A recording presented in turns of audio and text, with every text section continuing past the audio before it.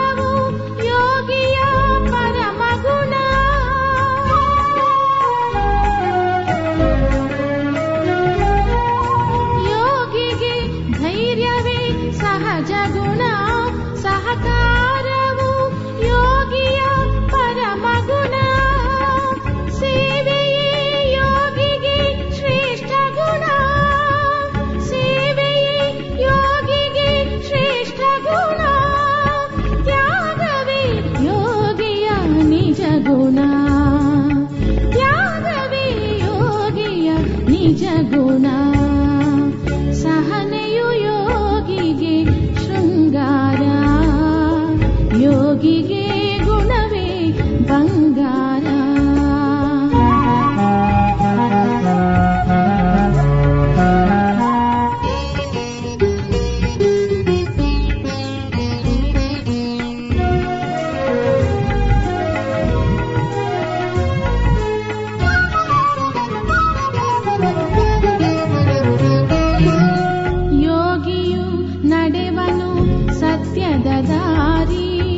ಯೋಗಿಯು ನುಡಿವನು ನಿಜ ಸಾರಿ,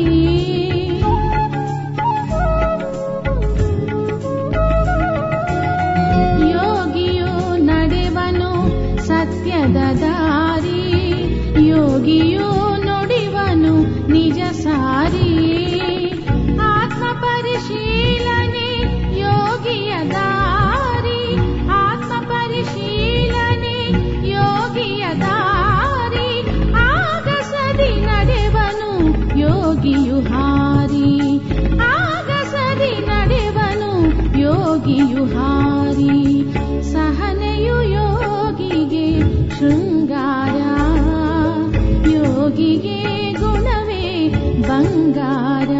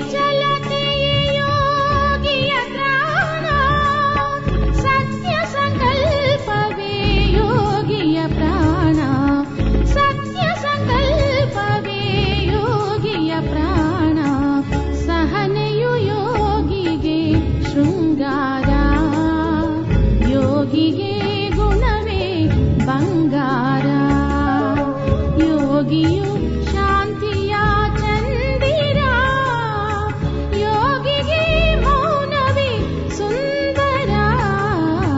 ಸಹನೆಯು ಯೋಗಿಗೆ ಶೃಂಗಾರ, ಯೋಗಿಗೆ ಗುಣವೇ ಬಂಗಾರ.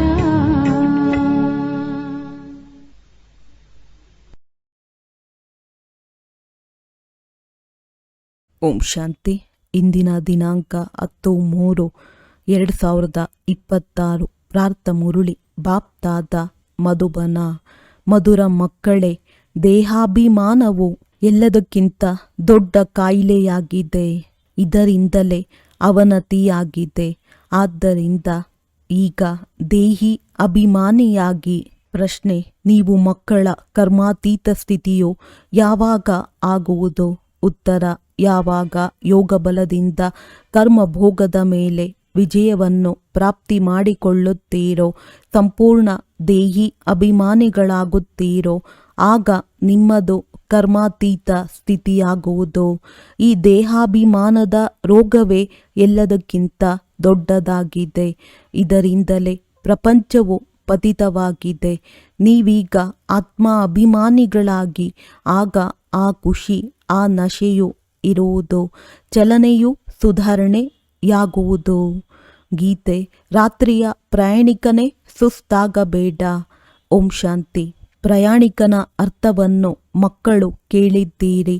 ನೀವು ಬ್ರಹ್ಮಮುಖ ವಂಶಾವಳಿ ಬ್ರಾಹ್ಮಣರ ವಿನಃ ಮತ್ಯಾರು ತಿಳಿಸಲು ಸಾಧ್ಯವಿಲ್ಲ. ನೀವು ಯಾರು ದೇವಿ ದೇವತೆಗಳಾಗಿದ್ದೀರೋ ವಾಸ್ತವದಲ್ಲಿ ಮನುಷ್ಯರೇ ಆಗಿದ್ದೀರಿ. ಆದರೆ ನಿಮ್ಮ ಗುಣಗಳು ಬಹಳ ಒಳ್ಳೆಯದಾಗಿತ್ತು. ನೀವು ಸರ್ವಗುಣ ಸಂಪನ್ನರೂ 16 ಕಲಾ ಸಂಪೂರ್ಣರಾಗಿದ್ದೀರಿ. ವಜ್ರದಿಂದ ಕವಡೆಯ ತರಹ ಹೇಗಾದಿರಿ ಎಂಬುದನ್ನು ಯಾವ ಮನುಷ್ಯರೂ ತಿಳಿದುಕೊಂಡಿಲ್ಲ. ನೀವೂ ಸಹ ನಂಬರ್ವಾರ್ ಪುರುಷಾರ್ಥದನುಸಾರ ಪರಿವರ್ತನೆಯಾಗಿದ್ದೀರಿ. ನೀವಿನ್ನೂ ದೇವತೆಗಳಾಗಿಲ್ಲ, ಬದಲಾಗುತ್ತಿದ್ದೀರಿ. ಕೆಲವರು ಸ್ವಲ್ಪ ಬದಲಾಗಿದ್ದಾರೆ, ಕೆಲವರು 5%, ಇನ್ನು ಕೆಲವರು 10%. ಹೀಗೆ ಗುಣಗಳು ಬದಲಾಗುತ್ತಾ ಹೋಗುತ್ತವೆ. ಭಾರತವೇ ಸ್ವರ್ಗವಾಗಿತ್ತು ಎಂಬುದನ್ನು ಪ್ರಪಂಚದವರಿಗೆ ಗೊತ್ತಿಲ್ಲ. ಇದನ್ನು ಹೇಳುತ್ತಾರೆ ಕ್ರಿಸ್ತನಿಗೆ 3000 ವರ್ಷಗಳ ಮೊದಲು ಭಾರತದಲ್ಲಿ ದೇವಿ ದೇವತೆಗಳಿದ್ದರು. ಅವರಲ್ಲಿ ಇಂತಹ ಗುಣಗಳಿತ್ತು. ಆ ಕಾರಣದಿಂದ ಅವರಿಗೆ ಭಗವಾನ್ ಭಗವತಿ ಎಂದು ಹೇಳುತ್ತಿದ್ದರು. ಈಗಂತೂ ಆ ಗುಣಗಳಿಲ್ಲ. ಯಾವ ಭಾರತವು ಇಷ್ಟು ಸಾಹುಕಾರನಾಗಿತ್ತೋ, ಹೇಗೆ ಅವರ ಅವನತಿಯಾಯಿತು ಎಂಬುದು ಮನುಷ್ಯರಿಗೆ ಅರ್ಥವೇ ಆಗುವುದಿಲ್ಲ. ಅದನ್ನೂ ಸಹ ತಂದೆಯೇ ತಿಳಿಸುತ್ತಾರೆ. ನಿಮ್ಮಲ್ಲಿ ಯಾರ ಚಲನೆಯು ಸುಧಾರಣೆಯಾಗಿದೆಯೋ ಅವರು ಸಹ ತಿಳಿಸುತ್ತೀರಿ. ತಂದೆಯು ಹೇಳುತ್ತಾರೆ, ಮಕ್ಕಳೇ, ನೀವು ದೇವಿ ದೇವತೆಗಳಾಗಿದ್ದೀರಿ, ಆತ್ಮ ಅಭಿಮಾನಿಯಾಗಿದ್ದೀರಿ. ನಂತರ ರಾವಣ ರಾಜ್ಯವು ಆರಂಭವಾಯಿತು. ಆಗಿನಿಂದ ದೇಹಾಭಿಮಾನಿಗಳಾಗಿ ಬಿಟ್ಟಿದ್ದೀರಿ. ಈ ದೇಹಾಭಿಮಾನದ ಎಲ್ಲದಕ್ಕಿಂತ ದೊಡ್ಡ ಕಾಯಿಲೆಯು ನಿಮಗೆ ಅಂಟಿದೆ. ಸತ್ಯಯುಗದಲ್ಲಿ ನೀವು ಆತ್ಮ ಅಭಿಮಾನಿಗಳಾಗಿದ್ದೀರಿ, ಬಹಳ ಸುಖಿಯಾಗಿದ್ದೀರಿ. ಯಾರು ನಿಮ್ಮನ್ನು ಈ ರೀತಿ ಮಾಡಿದರು ಎಂಬುದು ಯಾರಿಗೂ ಗೊತ್ತಿಲ್ಲ. ತಂದೆಯು ತಿಳಿಸುತ್ತಾರೆ, ಮಕ್ಕಳೇ, ನಿಮ್ಮದು ಏಕೆ ಅವನತಿಯಾಯಿತು? ತಮ್ಮ ಧರ್ಮವನ್ನು ಮರೆತು ಬಿಟ್ಟಿದ್ದೀರಿ. ಭಾರತವು ಬಹಳ ಕನಿಷ್ಠವಾಯಿತು. ಅದಕ್ಕೆ ಮೂಲ ಕಾರಣವೇನು? ದೇಹಾಭಿಮಾನ. ಡ್ರಾಮಾದಲ್ಲಿ ಇದು ಸಹ ಮಾಡಲ್ಪಟ್ಟಿದೆ. ಯಾವ ಭಾರತವು ಇಷ್ಟು ಸಾಹುಕಾರನಾಗಿತ್ತೋ ಅದು ಹೇಗೆ ಬಡ ದೇಶವಾಯಿತು? ಆದಿ ಸನಾತನ ದೇವಿ ದೇವತಾ ಧರ್ಮದವರಾಗಿದ್ದ ನಾವು ಹೇಗೆ ಕರ್ಮಭ್ರಷ್ಟರಾದೆವು ಎಂಬುದನ್ನು ಮನುಷ್ಯರು ತಿಳಿದುಕೊಂಡಿಲ್ಲ. ತಂದೆಯು ತಿಳಿಸುತ್ತಾರೆ, ರಾವಣ ರಾಜ್ಯವಾದಾಗಿನಿಂದ ನೀವು ದೇಹಾಭಿಮಾನಿಗಳಾಗ್ತೀರಿ. ಆದ್ದರಿಂದ ನಿಮ್ಮದು ಈ ಗತಿಯಾಗತೊಡಗಿತು. ಹೇಗೆ ಅವನತಿಯಾಯಿತೆಂದು ಏಣಿಯ ಚಿತ್ರದಲ್ಲಿಯೂ ತೋರಿಸಿದ್ದಾರೆ. ಕನಿಷ್ಠರಾಗುವುದಕ್ಕೂ ಮುಖ್ಯ ಕಾರಣ ದೇಹಾಭಿಮಾನವಾಗಿದೆ. ಇದನ್ನೂ ಸಹ ತಂದೆಯು ತಿಳಿಸುತ್ತಾರೆ. ಶಾಸ್ತ್ರಗಳಲ್ಲಿ ಕಲ್ಪದ ಆಯಸ್ಸು ಲಕ್ಷಾಂತರ ವರ್ಷಗಳೆಂದು ಬರೆದಿದ್ದಾರೆ. ಈಗಿನ್ನೂ ಬುದ್ಧಿವಂತರು ಕ್ರಿಶ್ಚಿಯನ್ನರಾಗಿದ್ದಾರೆ. ಅವರೂ ಸಹ ಹೇಳುತ್ತಾರೆ, ಕ್ರಿಸ್ತನಿಗೆ 3000 ವರ್ಷಗಳ ಮೊದಲು ಸ್ವರ್ಗವಿತ್ತು. ಪ್ರಾಚೀನ ಭಾರತವೇ ಆಗಿತ್ತು.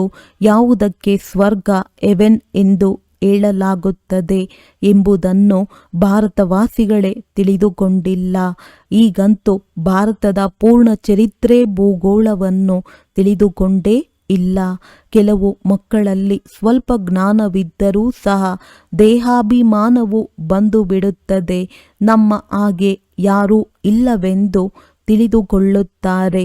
ಭಾರತದ ಇಂತಹ ದುರ್ದಶೆ ಏಕಾಯಿತು ಎಂಬುದನ್ನು ತಂದೆಯೇ ತಿಳಿಸುತ್ತಾರೆ. ಪತಿತ ಪಾವನ ಬನ್ನಿ ಬಂದು ರಾಮರಾಜ್ಯವನ್ನು ಸ್ಥಾಪನೆ ಮಾಡಿ ಎಂದು ಬಾಪೂಜಿಯೂ ಸಹ ಹೇಳುತ್ತಿದ್ದರು. ಆತ್ಮಕ್ಕೆ ಅವಶ್ಯವಾಗಿ ತಂದೆಯಿಂದ ಎಂದಾದರೂ ಸುಖ ಸಿಕ್ಕಿದೆ. ಆದ್ದರಿಂದಲೇ ಪತಿತ ಪಾವನನನ್ನು ನೆನಪು ಮಾಡುತ್ತಾರೆ. ತಂದೆಯು ತಿಳಿಸುತ್ತಾರೆ, ನನ್ನ ಮಕ್ಕಳು ಯಾರು ಶೂದ್ರರಿಂದ ಬ್ರಾಹ್ಮಣರಾಗುವರೋ ಅವರೂ ಸಹ ಪೂರ್ಣ ಆತ್ಮಾಭಿಮಾನಿಗಳಾಗುವುದಿಲ್ಲ. ಪದೇ ಪದೇ ದೇಹಾಭಿಮಾನದಲ್ಲಿ ಬಂದು ಬಿಡುತ್ತಾರೆ. ಇದು ಎಲ್ಲದಕ್ಕಿಂತ ಹಳೆಯ ರೋಗವಾಗಿದೆ. ಇದರಿಂದಲೇ ಈ ಗತಿಯುಂಟಾಗಿದೆ. ದೇಹಿ ಅಭಿಮಾನಿಗಳಾಗುವುದರಲ್ಲಿ ಬಹಳ ಪರಿಶ್ರಮವಿದೆ. ಎಷ್ಟು ದೇಹಿ ಅಭಿಮಾನಿಗಳಾಗುತ್ತೀರೋ ಅಷ್ಟು ತಂದೆಯನ್ನು ನೆನಪು ಮಾಡುತ್ತೀರಿ ಮತ್ತು ಅಪಾರ ಖುಷಿ ಇರಬೇಕು. ಗಾಯನವೂ ಇದೆ. ಪರಬ್ರಹ್ಮದಲ್ಲಿರುವ ಪರಮಾತ್ಮನನ್ನು ಪಡೆಯುವ ಇಚ್ಛೆಯಿತ್ತು. ಅವರು ಸಿಕ್ಕಿಬಿಟ್ಟರು. ಅವರಿಂದ 21 ಜನ್ಮಗಳ ಆಸ್ತಿಯೂ ಸಿಗುತ್ತದೆ. ಅಂದ ಮೇಲೆ ಇನ್ನೇನು ಬೇಕು? ನೀವು ಕೇವಲ ದೇಹಿ ಅಭಿಮಾನಿಯಾಗಿ ನನ್ನೊಬ್ಬನನ್ನೇ ನೆನಪು ಮಾಡಿ ಬಲೆ ಗೃಹಸ್ಥ ವ್ಯವಹಾರದಲ್ಲಿರಿ. ಇಡೀ ಪ್ರಪಂಚವು ದೇಹಾಭಿಮಾನದಲ್ಲಿದೆ. ಯಾವ ಭಾರತವು ಇಷ್ಟು ಶ್ರೇಷ್ಠವಾಗಿತ್ತೋ ಅದರ ಅವನತಿ ಹೇಗಾಯಿತೋ, ಚರಿತ್ರೆ ಭೂಗೋಳವೇನು ಎಂಬುದನ್ನು ಯಾರೂ ತಿಳಿಸಲು ಸಾಧ್ಯವಿಲ್ಲ. ಈ ಮಾತುಗಳು ಯಾವುದೇ ಶಾಸ್ತ್ರಗಳಲ್ಲಿಲ್ಲ. ದೇವತೆಗಳು ಆತ್ಮ ಅಭಿಮಾನಿಗಳಾಗಿದ್ದರು. ಅವರಿಗೆ ತಿಳಿದಿತ್ತು ಒಂದು ದೇಹವನ್ನು ಬಿಟ್ಟು ಇನ್ನೊಂದನ್ನು ತೆಗೆದುಕೊಳ್ಳಬೇಕು ಎಂದು. ಆದರೆ ಅವರು ಪರಮಾತ್ಮ ಅಭಿಮಾನಿ ಆಗಿರಲಿಲ್ಲ. ಎಷ್ಟು ನೀವು ತಂದೆಯನ್ನು ನೆನಪು ಮಾಡುತ್ತೀರೋ, ದೇಹಿ ಅಭಿಮಾನಿಯಾಗಿರುತ್ತೀರೋ ಅಷ್ಟು ಮಧುರರಾಗಿರುತ್ತೀರಿ.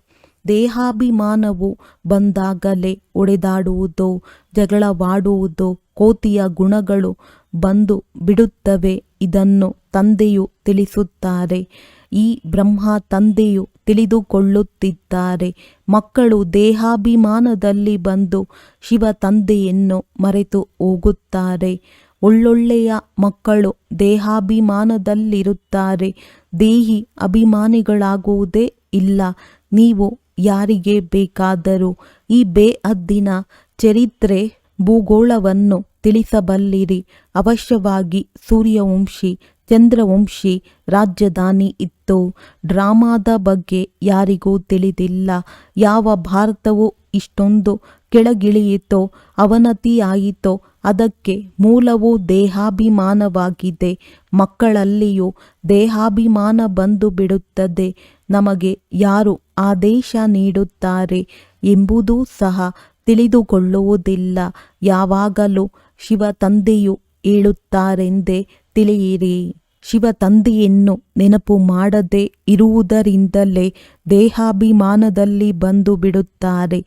ಇಡೀ ಪ್ರಪಂಚವು ದೇಹಾಭಿಮಾನಿ ಆಗಿಬಿಟ್ಟಿದೆ. ಆದ್ದರಿಂದ ತಂದೆಯು ತಿಳಿಸುತ್ತಾರೆ, ಮಕ್ಕಳೇ, ನನ್ನೊಬ್ಬನನ್ನೇ ನೆನಪು ಮಾಡಿ ತಮ್ಮನ್ನು ಆತ್ಮನೆಂದು ತಿಳಿಯಿರಿ. ಆತ್ಮವು ಈ ದೇಹದ ಮೂಲಕ ಕೇಳಿಸಿಕೊಳ್ಳುತ್ತದೆ, ಪಾತ್ರವನ್ನಭಿನಯಿಸುತ್ತದೆ. ತಂದೆಯು ಎಷ್ಟು ಚೆನ್ನಾಗಿ ತಿಳಿಸುತ್ತಾರೆ. ಬಲೆ ಭಾಷಣವನ್ನಂತೂ ಬಹಳ ಚೆನ್ನಾಗಿ ಮಾಡಿಬಿಡುತ್ತಾರೆ. ಆದರೆ ಚಲನೆಯೂ ಸಹ ಚೆನ್ನಾಗಿರಬೇಕಲ್ಲವೇ? ದೇಹಾಭಿಮಾನ ಇರುವ ಕಾರಣ ಅನುತ್ತೀರ್ಣರಾಗಿ ಬಿಡುತ್ತಾರೆ. ಆ ಖುಷಿ ಅಥವಾ ನಶೆ ಇರುವುದಿಲ್ಲ. ಮತ್ತೆ ಅವರಿಂದ ದೊಡ್ಡ ವಿಕರ್ಮಗಳು ಆಗುತ್ತವೆ. ಯಾವ ಕಾರಣ? ಬಹಳ ದೊಡ್ಡ ಶಿಕ್ಷೆಗೆ ಭಾಗಿಗಳಾಗಿ ಬಿಡುತ್ತಾರೆ. ದೇಹಾಭಿಮಾನಿಗಳಾಗುವುದರಿಂದ ಬಹಳ ನಷ್ಟ ಹೊಂದುತ್ತಾರೆ. ಬಹಳ ಶಿಕ್ಷೆಯನ್ನು ಅನುಭವಿಸಬೇಕಾಗುತ್ತದೆ. ತಂದೆಯು ತಿಳಿಸುತ್ತಾರೆ, ಇದು ಈಶ್ವರಿಯ ಸರ್ಕಾರವಲ್ಲವೇ? ಪರಮಾತ್ಮನಾದ ನನ್ನ ಸರ್ಕಾರದ ಬಲ ಭುಜವು ಧರ್ಮರಾಜನಾಗಿದ್ದಾರೆ. ನೀವು ಒಳ್ಳೆಯ ಕರ್ಮ ಮಾಡುತ್ತೀರೆಂದರೆ ಅದಕ್ಕೆ ಒಳ್ಳೆಯ ಫಲ ಸಿಗುತ್ತದೆ. ಕೆಟ್ಟ ಕರ್ಮ ಮಾಡಿದರೆ ಅದರ ಶಿಕ್ಷೆಯನ್ನನುಭವಿಸುತ್ತೀರಿ. ಎಲ್ಲರೂ ಗರ್ಭ ಜೈಲಿನಲ್ಲಿಯೂ ಶಿಕ್ಷೆಗಳನ್ನನುಭವಿಸುತ್ತಾರೆ. ಅದರ ಮೇಲೆ ಒಂದು ಕಥೆಯೂ ಇದೆ. ಇವೆಲ್ಲ ಮಾತುಗಳು ಈ ಸಮಯದ್ದಾಗಿದೆ. ಮಹಿಮೆಯೂ ಸಹ ಒಬ್ಬ ತಂದೆಯದ್ದಾಗಿದೆ, ಮತ್ಯಾರಿಗೂ ಮಹಿಮೆ ಇಲ್ಲ. ಆದ್ದರಿಂದ ಬರೆಯಲಾಗುತ್ತದೆ, ತ್ರಿಮೂರ್ತಿ ಶಿವ ಜಯಂತಿಯು ವಜ್ರ ಸಮಾನವಾಗಿ, ಉಳಿದೆಲ್ಲವೂ ಕವಡೆಯ ಸಮಾನವಾಗಿದೆ. ಶಿವ ತಂದೆಯ ವಿನಃ ಮತ್ಯಾರು ಪಾವನರನ್ನಾಗಿ ಮಾಡಲು ಸಾಧ್ಯವಿಲ್ಲ. ಪಾವನರಾಗುತ್ತೀರಿ, ಮತ್ತೆ ರಾವಣನು ಪತಿತರನ್ನಾಗಿ ಮಾಡುತ್ತಾನೆ. ಆ ಕಾರಣದಿಂದ ಎಲ್ಲರೂ ದೇಹಿ ಅಭಿಮಾನಿಗಳಾಗಿ ಬಿಟ್ಟಿದ್ದಾರೆ. ನೀವೀಗ ದೇಹಿ ಅಭಿಮಾನಿಗಳಾಗುತ್ತೀರಿ. ಈ ದೇಹಿ ಅಭಿಮಾನಿ ಸ್ಥಿತಿಯು 21 ಜನ್ಮಗಳವರೆಗೆ ನಡೆಯುತ್ತದೆ. ಆದ್ದರಿಂದ ಒಬ್ಬ ತಂದೆಯದು ಬಲಿಹಾರಿ ಎಂದು ಗಾಯನವಿದೆ. ಭಾರತವನ್ನು ಸ್ವರ್ಗವನ್ನಾಗಿ ಮಾಡುವವರು ಶಿವ ತಂದೆ ಆಗಿದ್ದಾರೆ. ಅವರು ಯಾವಾಗ ಬಂದರು ಎಂಬುದು ಯಾರಿಗೂ ತಿಳಿದಿಲ್ಲ. ಅವರ ಚರಿತ್ರೆಯಂತೂ ಮೊಟ್ಟಮೊದಲು ಇರಬೇಕು. ಪರಮಪಿತ ಪರಮಾತ್ಮನಿಗೆ ಶಿವನೆಂದು ಹೇಳಲಾಗುತ್ತದೆ. ನೀವು ತಿಳಿದುಕೊಂಡಿದ್ದೀರಿ, ದೇಹಾಭಿಮಾನದ ಕಾರಣವೇ ಅವನತಿಯಾಗುತ್ತದೆ. ಈ ರೀತಿಯಾದಾಗಲೇ ಮತ್ತೆ ಉನ್ನತಿಯಲ್ಲಿ ಕರೆದುಕೊಂಡು ಹೋಗಲು ತಂದೆಯು ಬಂದಿದ್ದಾರೆ. ಉತ್ಥಾನ ಮತ್ತು ಪತನ, ದಿನ ಮತ್ತು ರಾತ್ರಿ, ಜ್ಞಾನ ಸೂರ್ಯ ಪ್ರಕಟ, ಅಜ್ಞಾನ ಅಂಧಕಾರ ವಿನಾಶ. ಎಲ್ಲದಕ್ಕಿಂತ ಹೆಚ್ಚು ಅಜ್ಞಾನವು ಈ ದೇಹಾಭಿಮಾನವಾಗಿದೆ. ಆತ್ಮದ ಬಗ್ಗೆ ಯಾರಿಗೂ ಗೊತ್ತಿಲ್ಲ. ಆತ್ಮವೇ ಪರಮಾತ್ಮನೆಂದು ಹೇಳಿಬಿಡುತ್ತಾರೆ. ಅಂದಾಗ ಎಷ್ಟು ಪಾಪಾತ್ಮರಾಗಿ ಬಿಟ್ಟಿದ್ದಾರೆ. ಆದ್ದರಿಂದಲೇ ಪತನವಾಗಿದೆ. 84 ಜನ್ಮಗಳನ್ನು ತೆಗೆದುಕೊಂಡಿದ್ದೀರಿ. ಏಣಿಯನ್ನು ಕೆಳಗಿಳಿಯುತ್ತಾ ಬಂದಿದ್ದೀರಿ. ಈ ಆಟವು ಮಾಡಲ್ಪಟ್ಟಿದೆ.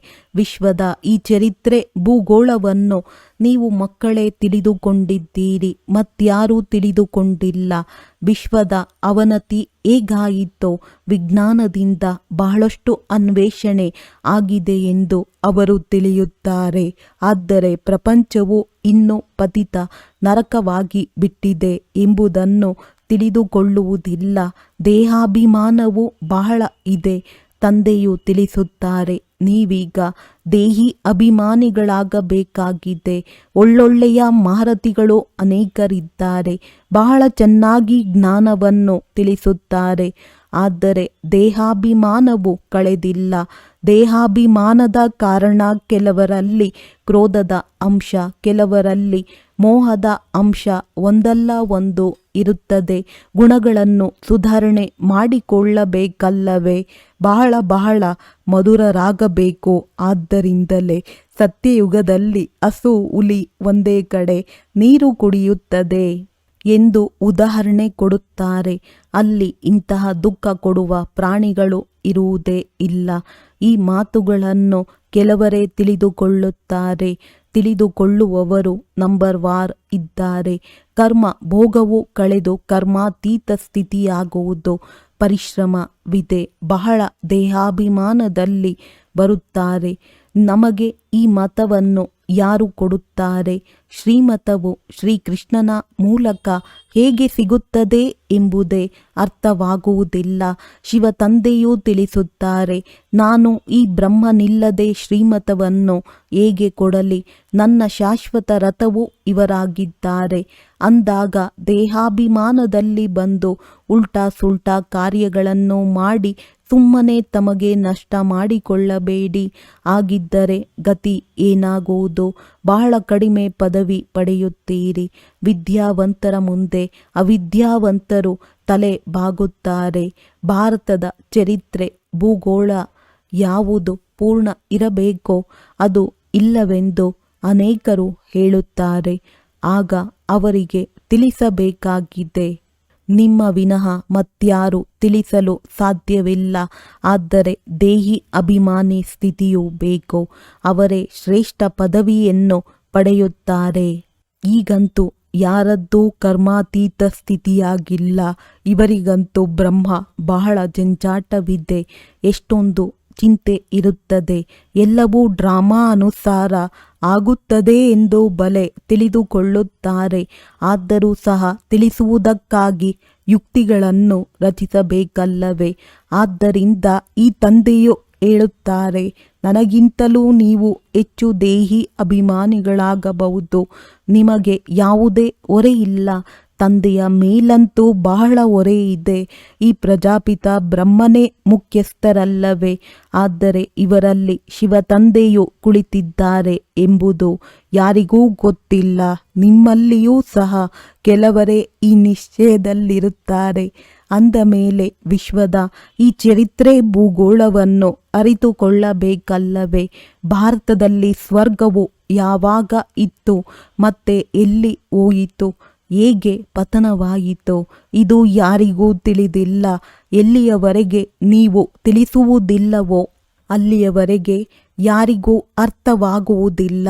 ಆದ್ದರಿಂದ ತಂದೆಯು ಆದೇಶ ನೀಡುತ್ತಾರೆ.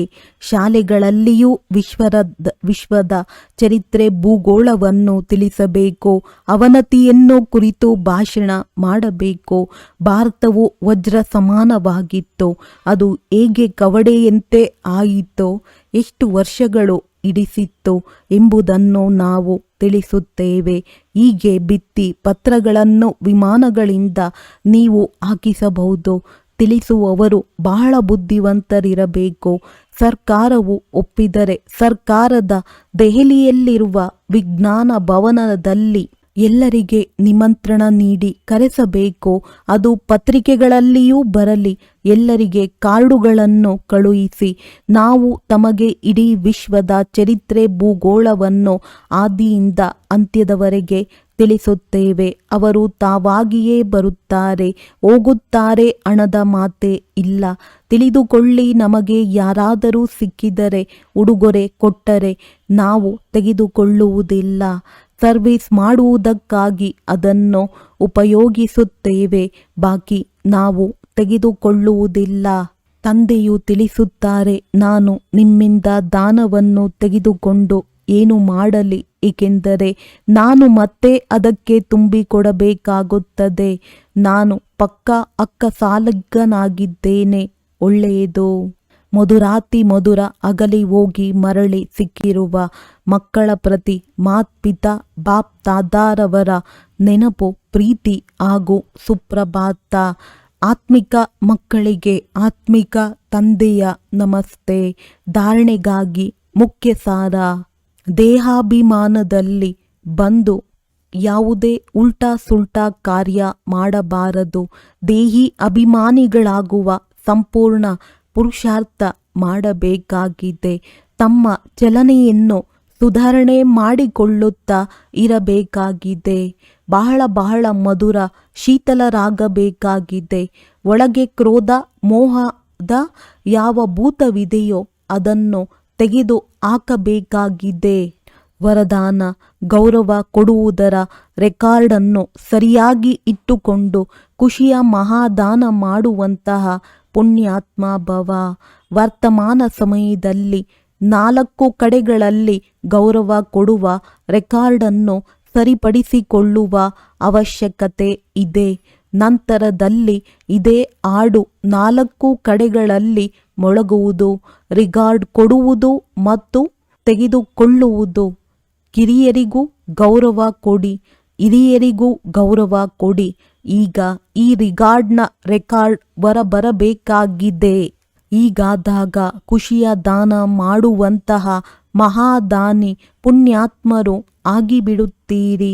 ಯಾರಿಗೆ ಆಗಲಿ ಗೌರವ ಕೊಟ್ಟು ಖುಷಿ ಪಡಿಸುವುದು ಇದು ಅತಿ ಶ್ರೇಷ್ಠವಾದ ಪುಣ್ಯದ ಕಾರ್ಯವಾಗಿದೆ, ಸೇವೆಯಾಗಿದೆ. ಸ್ಲೋಗನ್: ಪ್ರತಿ ಗಳಿಗೆಯನ್ನು ಅಂತಿಮ ಗಳಿಗೆಯೆಂದು ತಿಳಿದುಕೊಂಡು ನಡೆಯುತ್ತೀರೆಂದರೆ ಎವರ್ ರೆಡಿ ಆಗಿರುತ್ತೀರಿ. ಮಾತೇಶ್ವರಿ ಜಿಯವರ ಅಮೂಲ್ಯ ಮಹಾವಾಕ್ಯ. ತಮೋಗುಣಿ ಮಾಯೆಯ ವಿಸ್ತಾರ. ಸತೋಗುಣಿ, ರಜೋಗುಣಿ, ತಮೋಗುಣಿ ಈ 3 ಶಬ್ದವನ್ನು ಹೇಳುತ್ತೇವೆ. ಇದನ್ನು ಯಥಾರ್ಥವಾಗಿ ಅರಿತುಕೊಳ್ಳುವುದು ಅವಶ್ಯಕ. ಮನುಷ್ಯರು ತಿಳಿಯುತ್ತಾರೆ ಈ 3 ಗುಣಗಳು ಒಟ್ಟಿಗೆ ನಡೆಯುತ್ತಿರುತ್ತದೆ. ಆದರೆ ವಿವೇಕ ಏನು ಹೇಳುತ್ತದೆ?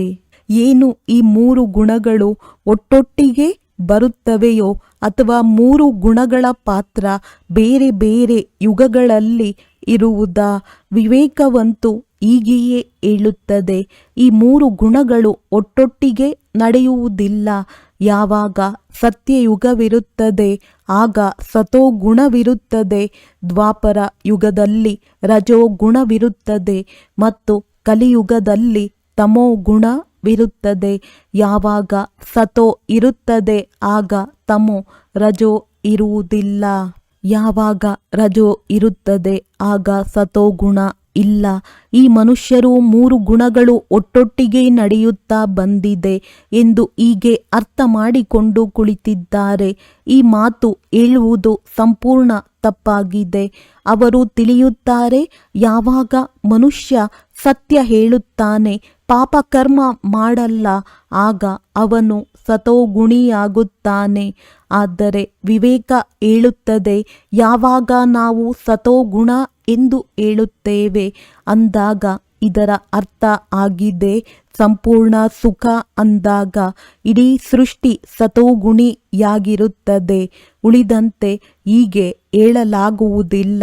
ಯಾರು ಸತ್ಯ ಹೇಳುತ್ತಾರೆ ಅವರು ಸತೋಗುಣಿ ಮತ್ತು ಯಾರು ಸುಳ್ಳನ್ನು ಹೇಳುತ್ತಾರೆ ಅವರು ಕಲಿಯುಗಿ ತಮೋಗುಣಿಯಾಗಿದ್ದಾರೆ. ಪ್ರಪಂಚ ಹೀಗೆ ನಡೆಯುತ್ತಾ ಬಂದಿದೆ. ಈಗ ಯಾವಾಗ ನಾವು ಸತ್ಯಯುಗ ಎಂದು ಹೇಳುತ್ತೇವೆ ಆಗ ಇದರ ಅರ್ಥವಾಗಿದೆ ಇಡೀ ಸೃಷ್ಟಿಯಲ್ಲಿ ಸತೋಗುಣ ಸತೋಪ್ರಧಾನ ಇರಬೇಕು. ಹಿಂದೆ ಒಂದು ಸಮಯದಲ್ಲಿ ಹೀಗೆ ಸತ್ಯಯುಗ ಇತ್ತು, ಎಲ್ಲಿ ಇಡೀ ಸಂಸಾರ ಸತೋಗುಣಿಯಾಗಿತ್ತು. ಈಗ ಆ ಸತ್ಯಯುಗ ಇಲ್ಲ. ಈಗಂತೂ ಕಲಿಯುಗಿ ಪ್ರಪಂಚವಿದೆ. ಇಡೀ ಸೃಷ್ಟಿಯ ಮೇಲೆ ತಮೋಪ್ರಧಾನತೆಯ ರಾಜ್ಯವಿದೆ. ಈ ತಮೋಗುಣಿ ಸಮಯದಲ್ಲಿ ಮತ್ತೆ ಸತೋಗುಣಿ ಎಲ್ಲಿಂದ ಬಂತು? ಈಗ ಘೋರ ಅಂಧಕಾರವಿದೆ. ಯಾವುದಕ್ಕೆ ಬ್ರಹ್ಮನ ರಾತ್ರಿ ಎಂದು ಹೇಳಲಾಗುವುದು? ಬ್ರಹ್ಮನ ಹಗಲಾಗಿದೆ ಸತ್ಯಯುಗ, ಬ್ರಹ್ಮನ ರಾತ್ರಿ ಕಲಿಯುಗವಾಗಿದೆ. ಆದ್ದರಿಂದ ಎರಡನ್ನೂ ಸೇರಿಸಲು ಸಾಧ್ಯವಿಲ್ಲ. ಕಲಿಯುಗಿ ಅಸಾರ ಸಂಸಾರದಿಂದ ಸತ್ಯಯುಗಿ ಸಾರಯುಕ್ತ ಪ್ರಪಂಚಕ್ಕೆ ಕರೆದೊಯ್ಯುವುದು ಒಬ್ಬ ಪರಮಾತ್ಮನದೇ ಕರ್ತವ್ಯವಾಗಿದೆ. ಈ ಕಲಿಯುಗಿ ಸಂಸಾರವನ್ನು ನಿಸ್ಸಾರ ಅಸಾರ ಸಂಸಾರವೆಂದು ಏಕೆ ಹೇಳುತ್ತಾರೆ? ಏಕೆಂದರೆ ಈ ಪ್ರಪಂಚದಲ್ಲಿ ಯಾವುದೇ ಸಾರವಿಲ್ಲ. ಅಂದರೆ ಯಾವುದೇ ವಸ್ತುವಿನಲ್ಲಿ ಆಸಕ್ತಿ ಉಳಿದಿಲ್ಲ. ಅರ್ಥಾತ್ ಸುಖ, ಶಾಂತಿ, ಪವಿತ್ರತೆ ಇಲ್ಲ. ಯಾವುದು ಇದೇ ಸೃಷ್ಟಿಯಲ್ಲಿ ಒಂದು ಸಮಯದಲ್ಲಿ ಸುಖ, ಶಾಂತಿ, ಪವಿತ್ರತೆ ಇತ್ತು. ಈಗ ಆ ಶಕ್ತಿ ಇಲ್ಲ. ಏಕೆಂದರೆ ಈ ಸೃಷ್ಟಿಯಲ್ಲಿ 5 ಭೂತಗಳ ಪ್ರವೇಶತೆಯಾಗಿದೆ. ಇದರಿಂದಲೇ ಈ ಸೃಷ್ಟಿಯನ್ನು ಭಯದ ಸಾಗರ ಅಥವಾ ಕರ್ಮ ಬಂಧನದ ಸಾಗರ ಎಂದು ಹೇಳುತ್ತಾರೆ. ಇದರಿಂದಲೇ ಮನುಷ್ಯ ದುಃಖಿಯಾಗಿ ಪರಮಾತ್ಮನನ್ನು ಕರೆಯುತ್ತಿದ್ದಾನೆ. ಪರಮಾತ್ಮ ನಮ್ಮನ್ನು ಭವಸಾಗರದಿಂದ ಪಾರು ಮಾಡಿ ಎಂದು ಇದರಿಂದ ಸಿದ್ಧವಾಗುತ್ತದೆ. ಖಂಡಿತ ಯಾವುದೋ ಅಭಯ ಅರ್ಥಾತ್ ನಿರ್ಭಯತೆಯ ಜಗತ್ತು ಇದೆ, ಯಾವುದರಲ್ಲಿ ಹೋಗಲು ಇಚ್ಛೆ ಪಡುತ್ತಾರೆ. ಆದ್ದರಿಂದ ಈ ಸಂಸಾರವನ್ನು ಪಾಪದ ಸಾಗರ ಎಂದು ಹೇಳುತ್ತಾರೆ. ಅದರಿಂದ ಪಾರು ಮಾಡಿ ಪುಣ್ಯ ಆತ್ಮಗಳ ಪ್ರಪಂಚಕ್ಕೆ ಹೋಗಲು ಇಚ್ಛೆ ಪಡುತ್ತಾರೆ. ಅಂದಾಗ 2 ಪ್ರಪಂಚಗಳಿವೆ. ಒಂದು ಸತ್ಯಯುಗಿ ಸಾರಯುಕ್ತ ಪ್ರಪಂಚ, ಎರಡನೆಯದಾಗಿದೆ ಕಲಿಯುಗಿ ನಿಸ್ಸಾರ ಅಸಾರ ಪ್ರಪಂಚ. 2 ಪ್ರಪಂಚಗಳು ಇದೇ ಸೃಷ್ಟಿಯಲ್ಲಿ ಇರುತ್ತದೆ. ಈಗ ಪರಮಾತ್ಮ ಆ ಸಾರಯುಕ್ತ ಪ್ರಪಂಚದ ಸ್ಥಾಪನೆ ಮಾಡುತ್ತಿದ್ದಾರೆ. ಒಳ್ಳೆಯದು. ಓಂ ಶಾಂತಿ. ಅವ್ಯಕ್ತ ಸೂಚನೆ. ನಿಶ್ಚಯದ ಫೌಂಡೇಶನ್ ತಳಪಾಯವನ್ನು ಬಲಗೊಳಿಸಿ ಸದಾ ನಿರ್ಭಯ ಮತ್ತು ನಿಶ್ಚಿಂತರಾಗಿರಿ. ಹೇಗೆ ಜ್ಞಾನದ ವಿಷಯವಿದೆ ಹಾಗೆಯೇ ಸೇವೆಯದ್ದು ವಿಷಯವಿದೆ. ಯಾರು ಇದರಲ್ಲಿ ನಂಬಿಕಸ್ಥರಾಗಿದ್ದಾರೆ ಅವರೇ ನಂಬರ್ ತೆಗೆದುಕೊಳ್ಳಬಹುದು. ಬೆಳಗ್ಗೆಯಿಂದ ರಾತ್ರಿಯವರೆಗೆ ತಮ್ಮ ಕಾರ್ಯಕ್ರಮಗಳನ್ನು ನಿಗದಿಗೊಳಿಸಿ ಪ್ರತಿನಿತ್ಯದ ಡೈರಿ ಮಾಡಿ. ಏಕೆಂದರೆ ಜವಾಬ್ದಾರಿಯುಳ್ಳ ಆತ್ಮರಾಗಿದ್ದೀರಿ. ನಿಯಮದ ಆತ್ಮಗಳಲ್ಲ, ವಿಶ್ವ ಕಲ್ಯಾಣಕಾರಿ ಆತ್ಮರಾಗಿದ್ದೀರಿ. ಯಾರು ಎಷ್ಟು ದೊಡ್ಡ ಆತ್ಮರಿದ್ದಾರೆ ಅವರದ್ದು ದಿನಚರ್ಯ ಸೆಟ್ ಆಗಿರುತ್ತದೆ. ಒಳ್ಳೆಯದು. ಓಂ ಶಾಂತಿ.